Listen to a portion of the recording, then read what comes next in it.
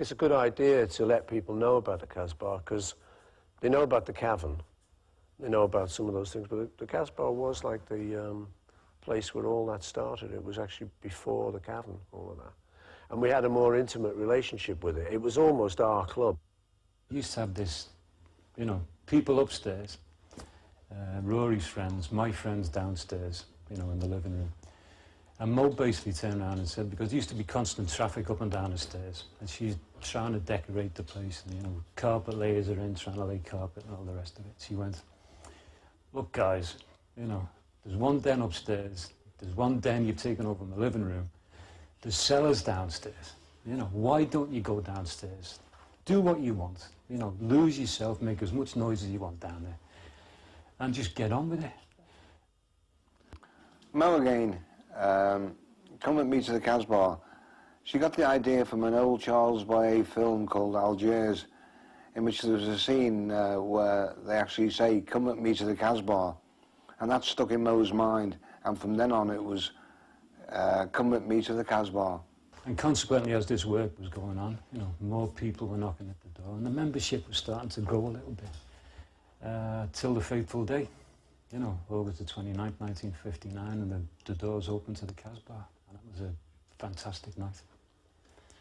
We built as a quarrymen, and just, like, we got together, and I think Mo said, oh, have you got a name for the group? And John said, well, I used to have a band called the Quarrymen, like, you know, use that name if you like. I wasn't worried because we were just glad we got a band, you know, for Mo.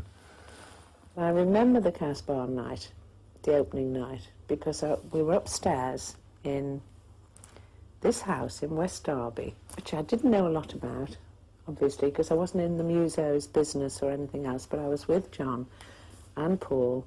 And I think when we went downstairs, and the whole setup was wonderful for an aspiring young rock and roller, to have that on their doorstep and to be able to sort of perform safely. I don't know how to put it. It was safe and it was secure. And the crowd had already started to gather outside, you know. And remember Rory putting Red River Rock on, which became basically the in-house song for the Casbah. And it started, and the doors opened. I mean, it was me, John, George, and Ken, yeah. Of course, Apple Blossom time. Well, who was drumming then? There wasn't a drummer. That was it, because that would fit in, because we used to show up at gigs, those early gigs, and the promoter would say, where's your drummer? We'd say, the rhythm's in the guitars. And just hold your nerve while he just panicked a bit. Just hope he bought it, you know. So that would have been in that stage, yeah, the rhythm was in the guitars. I remember the first group I saw there, they weren't really a group at the time, right, were the Beatles, but it was like John and Paul and some guy called Ken Brown, I think, maybe George. I know Lennon was sitting there as well. So we opened with that, you know, and they came up, you know, and by the time we got on the stage, you know, up here, like, we want the Quarrymen, we want the Quarrymen, you know. Well, that was like the prelude to it all, really. You know, getting to know each other, getting the vibe of a club, just getting the feel of all of that. It's our gentleman's club.